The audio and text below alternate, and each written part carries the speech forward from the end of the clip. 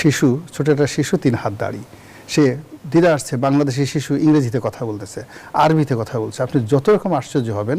আমাদের এই রাজনীতিতে গত 17 মাসে এমন অতি আশ্চর্য কিছু ঘটনা আমরা দেখেছি। আমরা ছাত্র ছিলাম, ক্লাসরুম থেকে বেরিয়ে আন্দোলন করেছি, 90-এর গণ অভ্যুত্থান হয়েছে, রাজনৈতিক দলগুলি তত্ত্বাবধায়ক সরকার করেছে, তাদের মতো করে নির্বাচন করেছে, ক্ষমতায় গেছে, আর আমরা ক্লাসরুমে ফিরে গেছি। জনাব গোলাম মাওলা রনি, আপনাকে দিয়ে আলোচনাটা শুরু করি। জুলাই গণঅভ্যুত্থান সুরক্ষা ও দায় নির্ধারণ অধ্যাদেশ অনুমোদন দিয়েছে উপদেষ্টা পরিষদ, যেখানে বলা হয়েছে অভ্যুত্থানকারীদের বিরুদ্ধে ফৌজদারি মামলা থাকলে তা প্রত্যাহারের পদক্ষেপ নেবে সরকার। এখন থেকে জুলাই গণঅভ্যুত্থানকারীদের বিরুদ্ধে কোনো নতুন করে মামলা করা যাবে না। কিন্তু প্রশ্ন তো থেকে যায় যে দায় মুক্তির সীমা কোথায় আর কারা এর আওতায় আসবে? আসলে একটা জটিল বিষয়। আমাদের যদি জুরিসপ্রুডেন্স ধরেন, যেটাকে আইন বিজ্ঞান বলা হয়, তারপর আমাদের যে সকল ক্রিমিনোলজি রয়েছে, অপরাধ বিজ্ঞান আছে, এবং অপরাধ বিজ্ঞান এবং আইন বিজ্ঞান, এটার সঙ্গে সামঞ্জস্য রেখে আমাদের একটা সিভিল প্রসিডিউর কোড আছে, আর একটা ক্রিমিনাল প্রসিডিউর সিআরপিসি আছে, ফৌজদারি কার্যবিধি আছে। এখন ফৌজদারি কার্যবিধিতে স্পষ্টতভাবেই উল্লেখ করা আছে এই অপরাধগুলো আমলে নিতে হবে, এর কোনো ব্যত্যয় নয়। সেটা প্রেসিডেন্ট হন, প্রধানমন্ত্রী হন, কোনো অবস্থাতে কেউ দায় মুক্তি পাবেন না।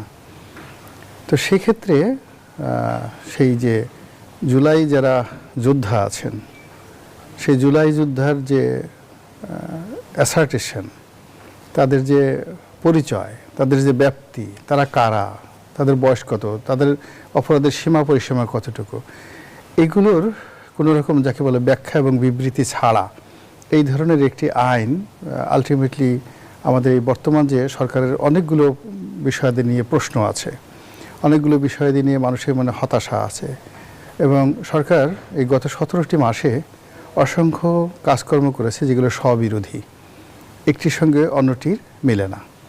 এবং তারা এই যে ইতিপূর্বে যে কমিশনগুলো করেছে, একটা কমিশনের কোনো কার্যকারিতা নাই, অনেকগুলো অধ্যাদেশ তারা করার চেষ্টা করেছে। মানে অ্যাজ এ হোল আমাদের যে একটা সহজ সরল জীবনের যে আমরা আশা করি, বাঙালি কিন্তু খুব যন্ত্রণাময়, খুব কমপ্লেক্স একটা জাতি নয়, একেবারে সহজ সরল একটা জাতি।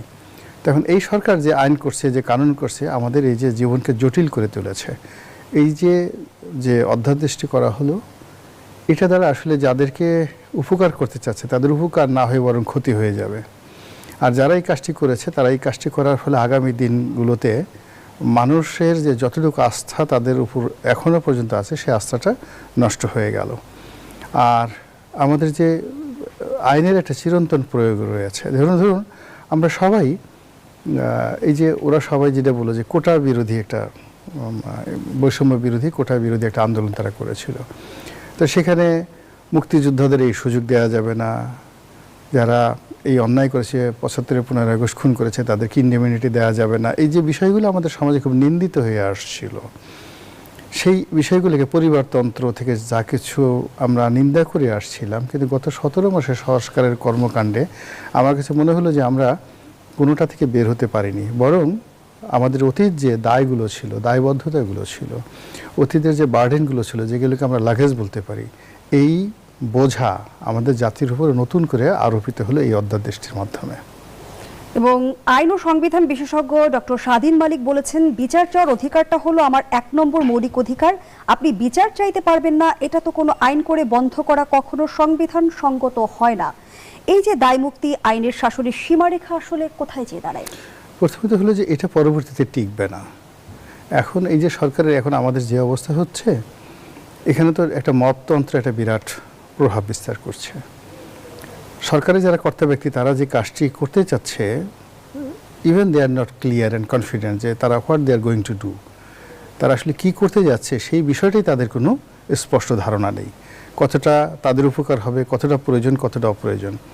এখন আমাদের এই যে জুলাই যোদ্ধা হিসেবে আপনি যে সেরেনিটিকে গত 17টি মাসে আমরা দেখেছি রাজপথে, তাদেরকে আমরা বিভিন্নভাবে, কেউ ইনকলাব মঞ্চ, কেউ এনসিপি, কেউ সমন্বয়ক, বিভিন্ন নামে, তারপরে পরবর্তী কিংস পার্টি, আমরা তাদেরকে ডিফাইন করার চেষ্টা করেছি, তাদেরকে ওভার রেটিং করার চেষ্টা করেছি, তাদের হাতে রাষ্ট্রের ক্ষমতা তুলে দিতে চেয়েছি, তাদেরকে প্রধানমন্ত্রী বানাতে চেয়েছি, আগামী বহু বছর ধরে একটা নতুন তন্ত্র, নতুন বন্দোবস্ত আমরা তাদের মাধ্যমে প্রতিষ্ঠা করার চেষ্টা করেছি। এখন আজকের এই দিনের বাস্তবতা হলো যে গত 17 মাসে কোনো কিংস পার্টি মানে শির দ্বারা সোজা করে দাঁড়াতে পারেনি, মেরুদণ্ড সোজা করে দাঁড়াতে পারেনি, তছনছ হয়ে গেছে। সমন্বয়ক বলতে এখন আপনি যদি কারো কাছে গিয়ে বলেন যে আমি সমন্বয়ক, আপনি সমাজের কারো কাছ থেকে কোনো পজিটিভ আপনি সাড়া পাবেন না সমন্বয়ক নাম নিয়ে। আপনি যদি বলেন যে সমন্বয়ক হয়ে আমি এখন এনসিপি হয়ে গেছি, আমি এনসিপির একজন কর্মী, বাংলাদেশের যে কোনো রাজনৈতিক দল, একেবারে ছোট একটা রাজনৈতিক দল, ধরেন একটা রাজনৈতিক দলের নাম উলাং ফট, একেবারে একটা রাজনৈতিক দল, এরকম অনেক আজিবাজি আছে। আপনি প্রেস ক্লাবে অনেক পাগলও আছে, রাজনীতি করে, সে প্রেসিডেন্ট পদে দাঁড়াতে চায়, অর্ধুন্মত, আমরা চিনি তাদেরকে, সে সব জায়গায় বলে আই এম প্রেসিডেন্ট। এখন ওই যে প্রেসিডেন্ট, ওকে দাঁড় করাইয়া অনেক লোক আনন্দ পাওয়ার জন্য কেউ বাদাম খাওয়ায়, চা খাওয়ায়, এরকম অনেক লোক আছে। 20-30টা রাজনৈতিক দল আছে যেগুলো তোপখানা রোড, তারপরে শেষে পুরানা পল্টন, প্রেস ক্লাবের সামনে দিয়ে এই মূল্যমন্ত্রী, চায়ের দোকান হলো তাদের অফিস আদালত।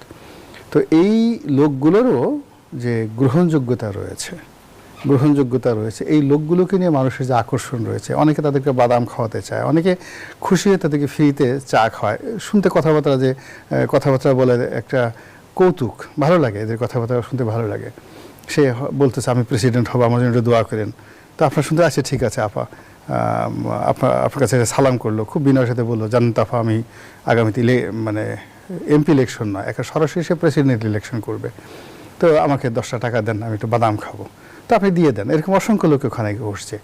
এখন এই যে গত 17 মাসে ডক্টর মোহাম্মদ ইউনূস সাহেব যেই সমস্ত লোকদেরকে প্রতিষ্ঠা করতে চেয়েছে, এদের অবস্থান ওই যে বললাম যে 10 টাকার পার্টি, এদের পর্যায়েও নাই। মানে এরা যদি এসে কারো কাছে গিয়ে ধরনের কথাবার্তা বলে আমাকে 10টা টাকা দেন, কোনো মানুষ দেবে না, বরং রাগ হয়ে যাবে। ফলে এই যে আপনি ধরেন 17টা মাসে 17টা ডাইমেনশনে বিভিন্ন প্রতিষ্ঠান, বিভিন্ন ব্যক্তি, বিভিন্ন আইডিওলজি, বিভিন্ন চিন্তা, বিভিন্ন অধ্যাদেশ কি না করার চেষ্টা করেছেন, সব কিছু করার চেষ্টা করেছেন, একটাও হালে পানি পায়নি।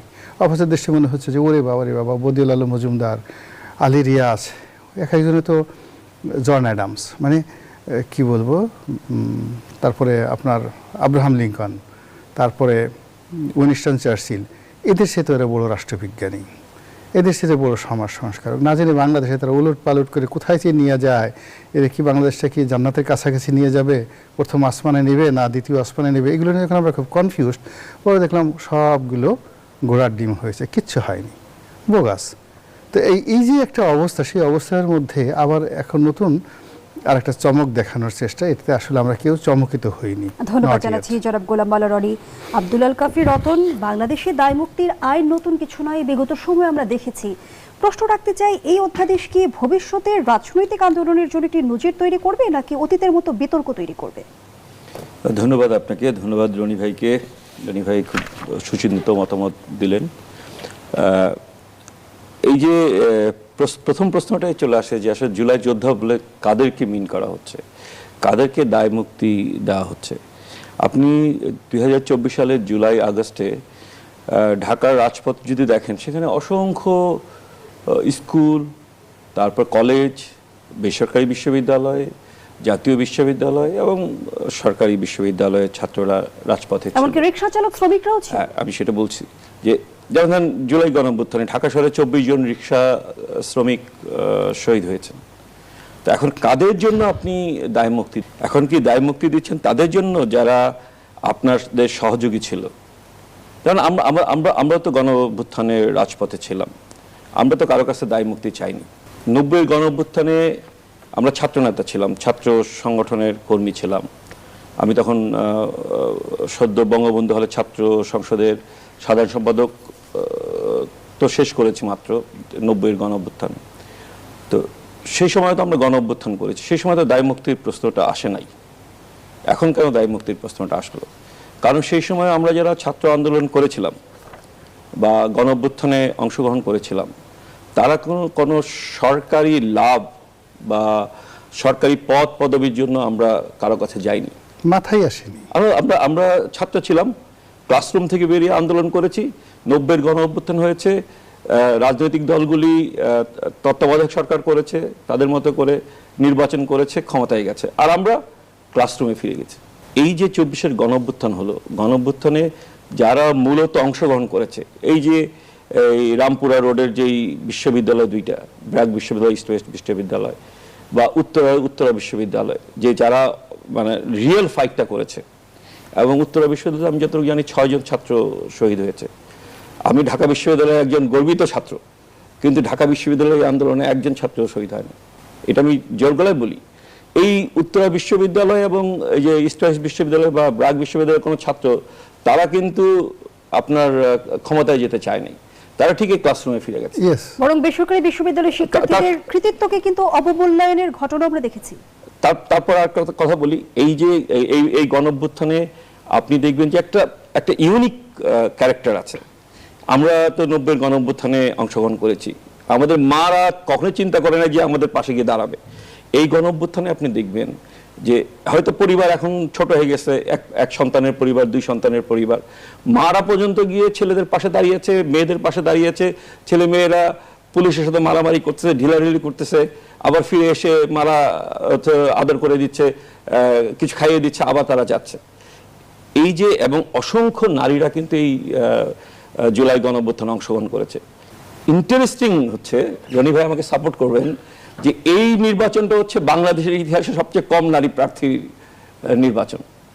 51টি রাজনৈতিক দলের মধ্যে 30টি রাজনৈতিক দলের, হ্যাঁ, যারা আমি তো ঐক্যবদ্ধ কমিশনের আলোচনা ছিলাম, ঐক্যমত্য কমিশনের আলোচনা ছিলাম, সেই আলোচনা যারা কমিটমেন্ট করেছে যে 5% আসনে তারা নির্বাচনে অংশগ্রহণ করবে, তারা একজন নারী প্রার্থীও দেয় নাই।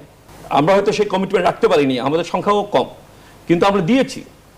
কিন্তু যারা ক্ষমতায় যাবে যাবে যাবে যাবে বলে মানে রব তুলছে, তারাও কিন্তু কোনো নারী প্রার্থীকে নমিনেশন দেয়নি। যেই প্রশ্নটা আমি ওখানে ছিলাম, যে এই যে তরুণরা অংশগ্রহণ করলো, সেই তরুণরা কেউই তো ইন্ডেমনিটি চায় নাই। আন্দোলন করলে আন্দোলনে ক্যাজুয়ালিটি হবেই। ইন্ডেমনিটি চাইলো কারা? সেটাই তো প্রশ্ন। যারা ক্ষমতা ভোগ করেছে, এই 17 মাস ধরে ক্ষমতা ভোগ করেছে বা 16 মাস ধরে ক্ষমতা ভোগ করেছে। জুলাই যোদ্ধাদের কত শতাংশ আসলে ক্ষমতা ভোগ করেছে? খুবই কম। কোন শতাংশ? এরা আসলে খুবই কম।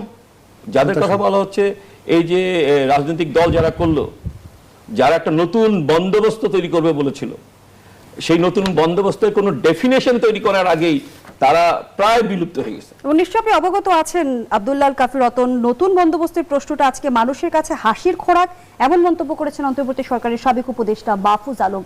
এর দায় আসলে কার? তাহলে এই যে বলে নতুন বন্দোবস্তের যে ক্রিয়েটর তো মাহফুজুল আলম। আমার কাছে, আমি রনি ভাই কি বলবেন আমি জানি না, আমার কাছে সেই দিনই নতুন বন্দোবস্তের অপমৃত্যু ঘটেছে, যেই গত বছরের মার্চ মাসে তারা একটা দল করেছে, এনসিপি নাপা। সেই দলের যখন একটা স্টুডেন্টদের দল, তো এটা ছাত্রদের দল, তাদের তো অর্থবিত্ত কম থাকার কথা, তারা ওপেন ধরেন টিএসসির চত্বরে হলো ইফতার পার্টি করতে পারতো, কিন্তু তারা ইফতার পার্টি করেছে কোথায়? 5 তারকা হোটেলে।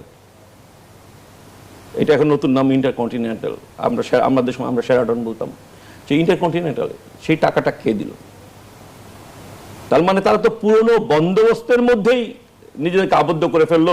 প্রথম দিনই, প্রথম মাসেই, মার্চ মাসে তারা দল গঠন করেছে, মানে তার মধ্যে রোজার মধ্যে তারা ইফতার পার্টি করে হচ্ছে মনে করেন যে তাদের যেই সুযোগ ছিল বা যে সম্ভাবনা ছিল, সেই সম্ভাবনার তারা অপমৃত্যু ঘটিয়েছে। তো এই যে তারাই তো এখন ইন্ডেমনিটি চাচ্ছে। যারা যে ছাত্র উপদেষ্টারা ছিল, তাদের বিরুদ্ধে তো অনেক অভিযোগ, বিশেষ করে একজন ছাত্র উপদেষ্টার বিরুদ্ধে তো প্রচুর অভিযোগ। তার গ্রামের বাড়িতে তার বিরুদ্ধে ঝাড়ু মিছিল হয়েছে এই গত সপ্তাহে। তার পিতার অধ্যত্ব তো সীমাহীন অধ্যত্ব প্রদর্শন করেছে। ফলে তাদেরই ইন্ডেমনিটি দরকার হয়েছে।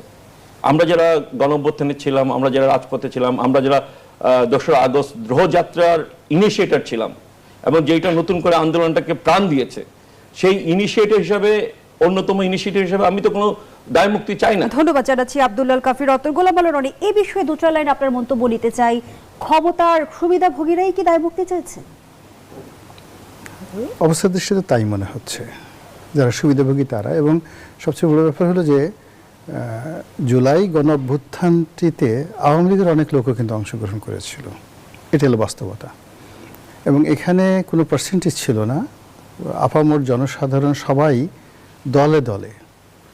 আপনি এখন যদি জুলাই যোদ্ধা বলেন, আমি তো মনে করি যে এই যে ভোটারদের মধ্যে 18 এখন তো 15-13 কোটি ভোটার, তো 15-13 কোটি ভোটারের মধ্যে অল্প কয়েক কোটি ভোটার, ধরেন অন্তত 10 কোটি ভোটার যারা আছেন তারা এই আন্দোলনে সম্পৃক্ত ছিল শারীরিকভাবে, মানসিকভাবে, চিন্তাগতভাবে।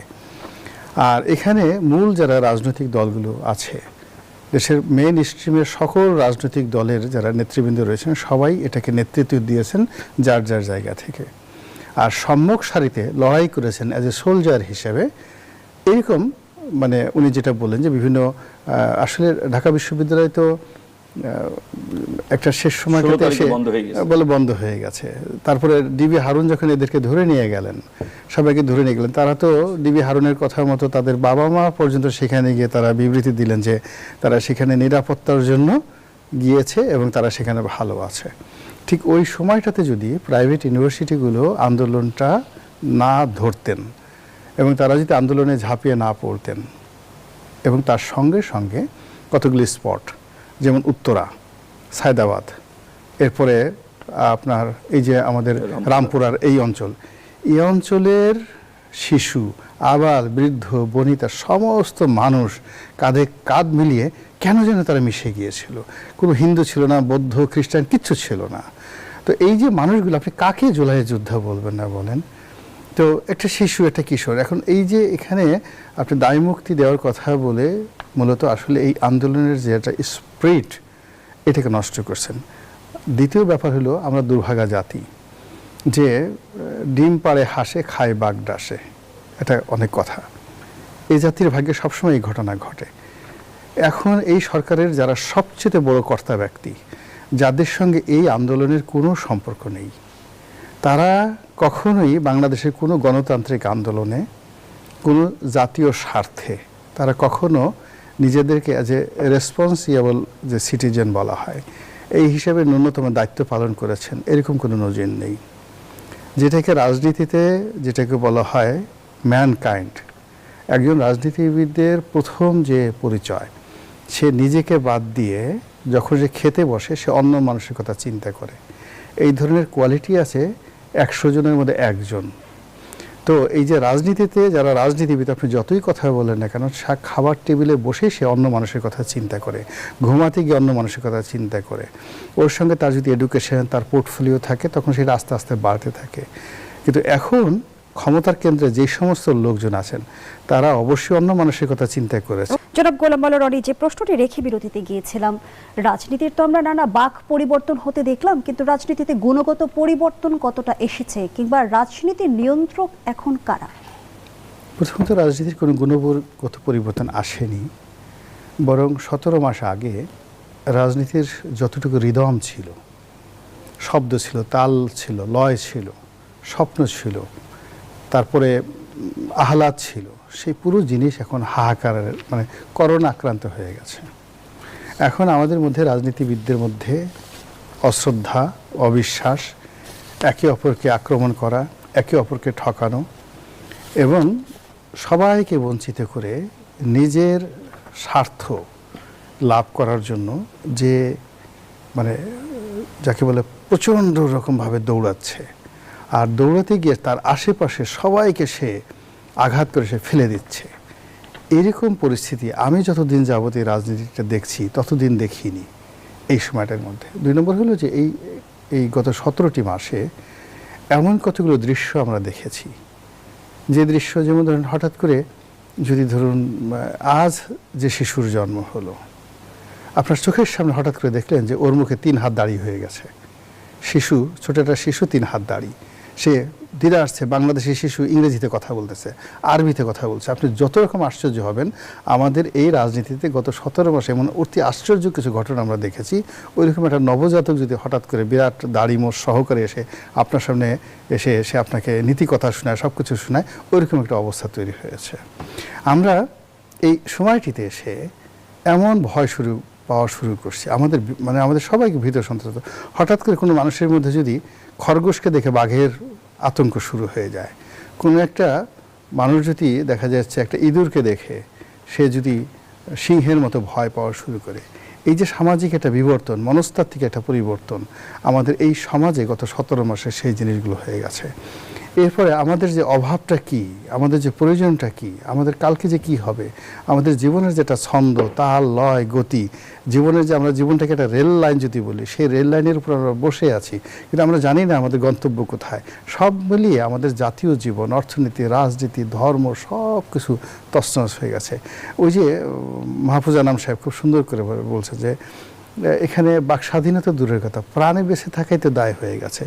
রাজনীতির কথা কি বলবো, মানে সরেয়া থেকে একেবারে মানে র পর্যন্ত, বৈষ্ণব র পর্যন্ত এই মুহূর্তে মানে এক নাগারে বলে যেতে পারবে আমি এরকম কোনো বাঙালি দেখি না।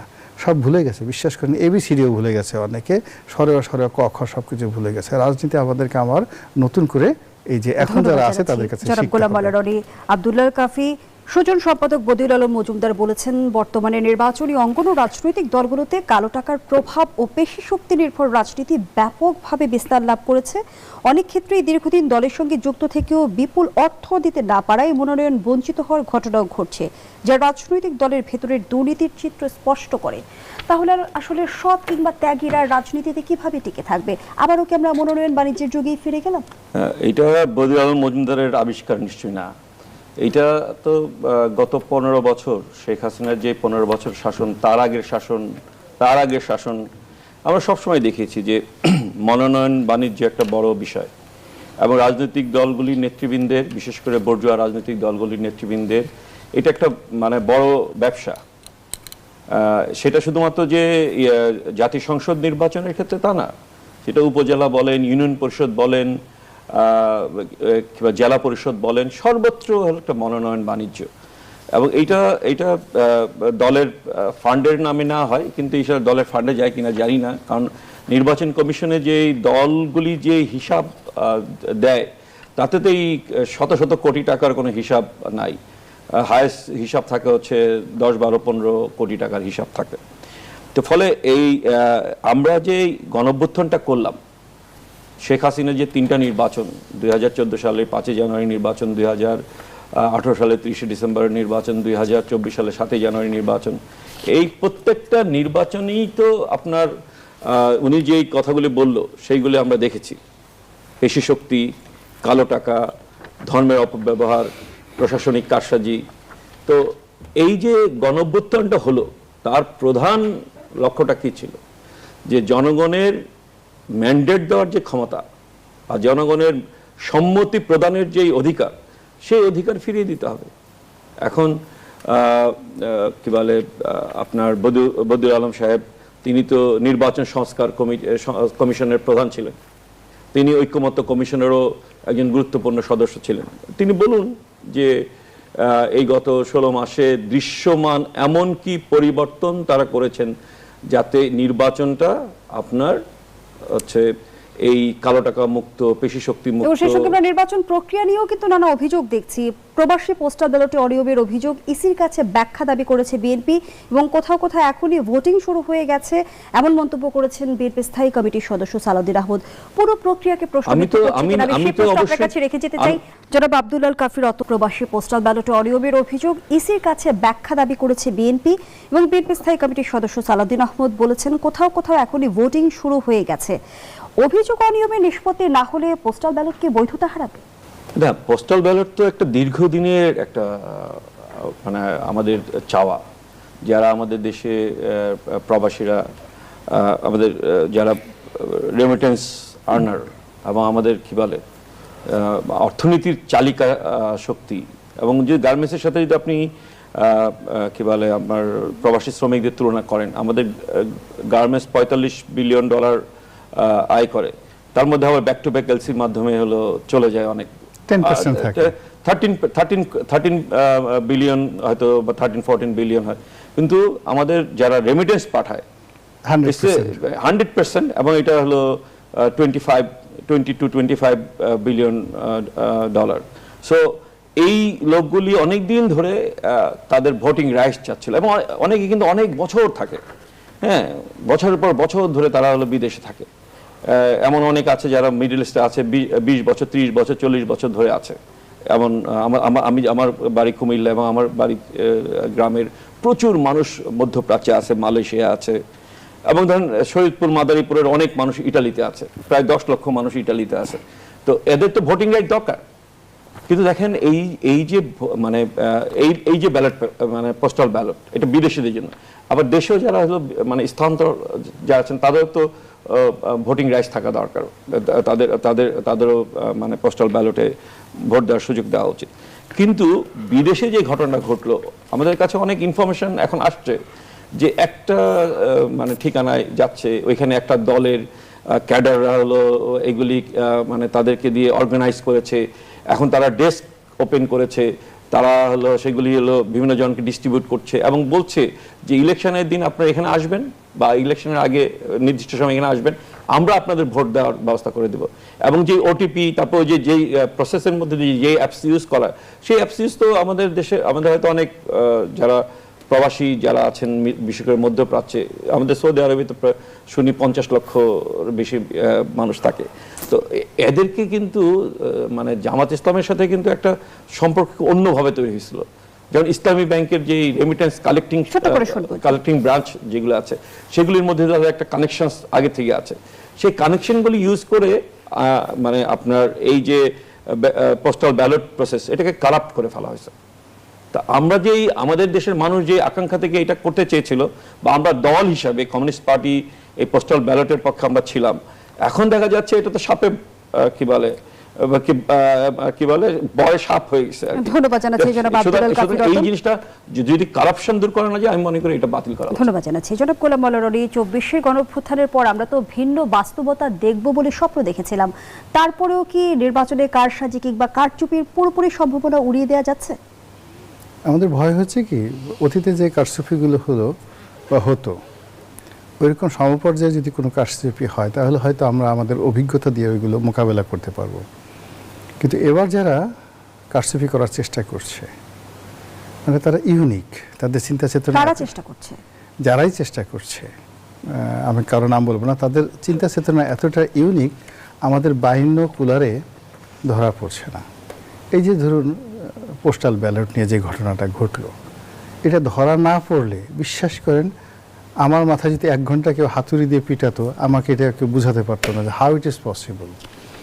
এবং প্রতীক বিন্যাস নিয়েও কিন্তু এক ধরনের অভিযোগ আছে। রাইট। এবং এবার প্রতীক বিন্যাসে যে ঘটনাগুলো ঘটছে, কোথায় যে ধানের শীষ, নৌকা তো নাই, ধানের শীষ খুঁজে পেতে যে মানুষ যারা ভোট দিতে যাবে তাদের খুব কষ্ট হবে। হয় আছে এখানে হাত পাখা, তারপরে শাপলাকলি, কিংবা হাত মানে যাকে বলে দাড়িপাল্লা, 1 মিনিটের সামনে মানুষ পেয়ে যাবে। তো এই যে একটা ম্যাটিকুলাস ডিজাইনে ব্যালট পেপার ছাপা হলো, তারপরে এই যে পোস্টাল ব্যালট ডিস্ট্রিবিউশন থেকে শুরু করে যা কিছু হলো, আরও যে কত সারপ্রাইজ আমাদের জন্য অপেক্ষা করছে, একমাত্র আল্লাহ রাব্বুল আলামিন বলতে পারেন। পাল্টা অভিযোগ তো চলছে। বিএনপির তরফ থেকে যখন পোস্টাল ব্যালটটি অভিযোগ করা হচ্ছে, তখন জামায়াতের তরফ থেকে অভিযোগ করা হচ্ছে যে নির্বাচন কমিশন দ্বৈত নীতি অবলম্বন করছে। এখন হয় কি, বিএনপিকে আপনি এই অর্থে মলম পার্টি বলতে পারেন, মলম পার্টি বলতে পারেন। হয় কি, বিএনপি একজন ধরনের অনেকে যে আছে না, মলম বিক্রি করে, টাস করে হাতে একটু লাগাই দেয়, দেখেন সঙ্গে সঙ্গে বিষ ব্যথা কমে গেল, একটু উত্তেজনা আসলো, ঘ্রাণ আসলো, এরকম। তো বিএনপির সাথে সরকারের যারা কর্তা ব্যক্তি যে কাজগুলো করছে, এটা দৃশ্যত উত্তেজনা তৈরি হচ্ছে। যেমন আজকে তারেক রহমান সাহেবের সাথে সপরিবারে দেখা হলো, ডক্টর মোহাম্মদ ইউনূসের সঙ্গে, তার কন্যা সহ, আর তারেক রহমান সাহেবের কন্যা। হ্যাঁ, শেষ করি। কিন্তু এতে কিন্তু বিএনপির কোনো রাজনীতির উপকার হলো না, কিন্তু কালকে থেকে এটা নিয়ে জামাত কিন্তু খোঁটা দিতে থাকবে। আর অন্যদিকে জামাত যেটা করলো, অর্থাৎ যে পোস্টাল ব্যালটে যদি জামাত এটার কারসাজি করে থাকে, তাতে কিন্তু বিএনপির সর্বনাশ ঘটে গেছে। ধন্যবাদ জানাচ্ছি। আমরা আমাদের আয়োজনের একেবারেই শেষ